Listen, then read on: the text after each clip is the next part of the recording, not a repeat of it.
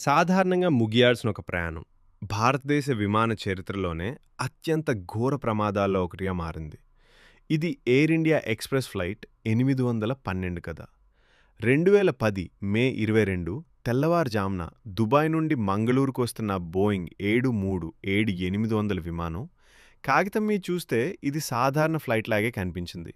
అనుభవజ్ఞులైన సిబ్బంది, ఆధునిక విమానం, తెలిసిన రూట్ అన్నీ సరిగానే ఉన్నట్టు అనిపించింది. కానీ మంగళూరు దగ్గరకొచ్చేసరికి అలసట, తప్పు నిర్ణయాలు, పట్టించుకోని హెచ్చరికలు కలిసి ఈ ఫ్లైట్‌ను నేరుగా వినాశన దిశగా నెట్టాయి. మంగళూరు ఎయిర్‌పోర్ట్ ఎప్పుడూ సులభమైన ల్యాండింగ్ స్థలం కాదు. ఇదొక కొండపై ఉంది. దీనికి టేబుల్ టాప్ రన్‌వే ఉంటుంది. అంటే రన్‌వే చుట్టూ, ముఖ్యంగా చివర్లో భారీ లోయలుంటాయి. అలాంటి చోట విమానం కొంచెం ఎక్కువ వేగంతో ల్యాండ్ అయినా లేదా రన్‌వేపై ఆలస్యంగా టచ్ డౌన్ అయినా ఆపడం చాలా కష్టం అవుతుంది. అక్కడ ల్యాండింగ్ అంటే అత్యంత ఖచ్చితత్వం, సంపూర్ణ దృష్టి మరియు ఇద్దరు పైలట్ల మధ్య బలమైన సమన్వయం తప్పనిసరి. కానీ ఈ ఫ్లైట్‌లో ఆ ముఖ్యమైన అంశాలే క్రమంగా కూలిపోతున్నాయి. దుబాయ్ నుంచి బయలుదేరే ముందు కెప్టెన్ అలసటలో ఉన్నాడని తర్వాత తెలిసింది. అతను ఇటీవలే సెర్బియా నుంచి వచ్చాడు. అతని బాడీ క్లాక్ సరిగ్గా లేదు. అంతేకాకుండా ఈ ఫ్లైట్ అతని చివరి నిమిషంలో కేటాయించబడింది. మంగళూరు తిరిగి వస్తున్న సమయంలో కెప్టెన్ కాక్పిట్‌లో నిద్రపోయాడు. దీంతో ఫస్ట్ ఆఫీసర్ ఒంటరిగానే కమ్యూనికేషన్, ఫ్లైట్ మేనేజ్మెంట్ మరియు అప్రోచ్ పనులను చేయాల్సొచ్చింది. కెప్టెన్ లేపేసరికి విమానం ఇప్పటికే దిగజారడం ప్రారంభమైపోయింది. పూర్తి అప్రోచ్ బ్రీఫింగ్‌కు సమయం లేకపోయింది. కానీ మంగళూరు వంటి క్లిష్టమైన ఎయిర్‌పోర్ట్‌కు అది చాలా ముఖ్యమైన ప్రక్రియ. ఇంకా పరిస్థితిని కఠినతరం చేసిందేమిటంటే, ఆ రోజు మంగళూరు ఏరియా కంట్రోల్ రేడార్ సాధారణంగా పనిచేయటం లేదు. అందువల్ల ఎయిర్ ట్రాఫిక్ కంట్రోల్ విమానాలను ప్రొసీజరల్ సెపరేషన్‌తో నిర్వహించాల్సొచ్చింది. దీనివల్ల డిసెంట్ క్లియరెన్స్ ఆలస్యమైంది. ఫలితంగా ఫ్లైట్ 812 సాధారణంగా దిగాల్సిన స్థానం కంటే చాలా ఆలస్యంగా దిగడం ప్రారంభించింది. అప్పటికే విమానం అవసరమైన ఎత్తు కంటే చాలా ఎక్కువ ఎత్తులో ఉంది. ఇప్పుడు ఒకేసారి ఎత్తు తగ్గించాలి, వేగం కూడా తగ్గించాలి. ఇది చాలా ప్రమాదకర పరిస్థితి. విమానం రన్‌వే 24 వైపు డీఎంఈఆర్‌కి అప్రోచ్‌లో చేరేసరికి పరిస్థితి మరింత దిగజారింది. అనేక దశల్లో అది సేఫ్ అప్రోచ్‌కు కావాల్సిన ఎత్తు కంటే వేల అడుగులు ఎక్కువ ఎత్తులో ఉంది. కెప్టెన్ స్పీడ్ బ్రేక్స్ వేయించాడు. ల్యాండింగ్ గియర్ కూడా ముందుగానే దిగజేశాడు. విమానాన్ని బలవంతంగా దిగజార్చి వేగం తగ్గించాలని ప్రయత్నించాడు. కానీ విమానం ఇంకా ఎక్కువ ఎత్తులోనే ఉంది. తర్వాత కీలకమైన తప్పు జరిగింది. సరైన 3 డిగ్రీ గ్లైడ్ పాత్‌ను పట్టుకోవాల్సిందిగా ఉండగా, విమానం ఒక తప్పు 9 డిగ్రీ ఫాల్స్ గ్లైడ్ స్లోప్‌ను పట్టుకుంది.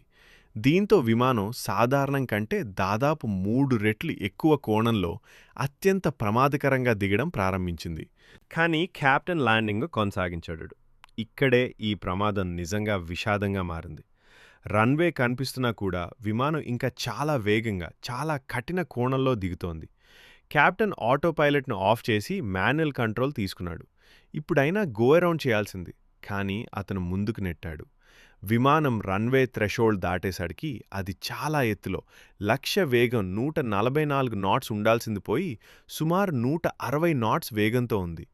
విమానం రన్‌వేపై కొంతసేపు తేలుతూ వెళ్ళింది. ఆ విలువైన రన్‌వే దూరం అలాగే వృధా అయిపోయింది. టచ్ డౌన్ జరిగేసరికి చాలా ఆలస్యం అయిపోయింది. మొదటి టచ్ డౌన్ రన్‌వే ప్రారంభం నుంచి సుమారు 4500 అడుగుల దగ్గర జరిగింది.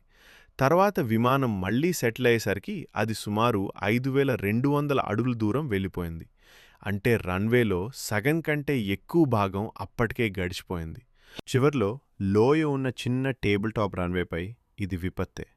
విమానాన్ని ఆపడానికి సుమారు 2800 అడుగుల దూరమే మిగిలింది. ఆ పరిస్థితిలో అది సరిపోదు. కెప్టెన్ బ్రేక్లు వేశాడు, రివర్స్ థ్రస్ట్ కూడా వాడాడు. కానీ వేగం ఇంకా చాలా ఎక్కువగా ఉంది. తర్వాత అతను చివరి మరియు ప్రాణాంతకమైన తప్పు నిర్ణయం తీసుకున్నాడు. టచ్ డౌన్ అయిన తర్వాత మళ్లీ గో అరౌండ్ చేయడానికి ప్రయత్నించాడు. థ్రాటిల్స్ను మళ్లీ ముందుకు నెట్టాడు. ఇలాంటి సమయంలో ఇది అత్యంత ప్రమాదకరమైన నిర్ణయం. విమానం మళ్లీ ఎగరడానికి సరిపడా వేగంలో లేదు. ఆగడానికి సరిపడా నెమ్మదిగా కూడా లేదు. ఇంజిన్లు మళ్లీ పూర్తి శక్తికి చేరడానికి కొద్దిసేపు పడుతుంది. ఆ అదనపు థ్రస్ట్ బ్రేకింగ్ ప్రభావాన్ని కూడా తగ్గించింది. కొన్ని సెకన్లలోనే రన్‌వే ముగిసిపోయింది. బోయింగ్ 737 రన్‌వే చివర్ని దాటి బయటికి వెళ్ళిపోయింది. సేఫ్టీ ఏరియాలోకి దూసుకెళ్లింది. నిర్మాణాలను ఢీకొట్టింది. బౌండరీ ఫెన్స్ను పగలగొట్టి టేబుల్ టాప్ రన్‌వే చివరి లోయలోకి పడిపోయింది. విమానం లోయలో కూలి ముక్కలైపోయింది. వెంటనే అగ్ని చెలరేగింది. నాశనం పూర్తిగా జరిగింది. రక్షణ బృందాలు వెంటనే బయలుదేరినా ఆ ప్రాంతం చాలా కష్టమైంది. లోయలోకి దిగడం సులభం కాదు. స్థానిక గ్రామస్తులే మొదట అక్కడి చేరి అధికారిక రక్షణ సిబ్బంది రాకముందే శకలాల మధ్య నుండి బ్రతికిన వారిని బయటికి తీయడానికి ప్రయత్నించారు. విమానంలో మొత్తం 166 మంది ఉన్నారు. వారిలో కేవలం 8 మంది మాత్రమే ప్రాణాలతో బయటపడ్డారు. ఇది భారతదేశంలో జరిగిన అత్యంత ఘోర విమాన ప్రమాదాల్లో ఒకటిగా నిలిచిపోయింది. తర్వాతి దర్యాప్తు ఈ ప్రమాదానికి కారణమైన భయంకరమైన గొలుసును బయటపెట్టింది.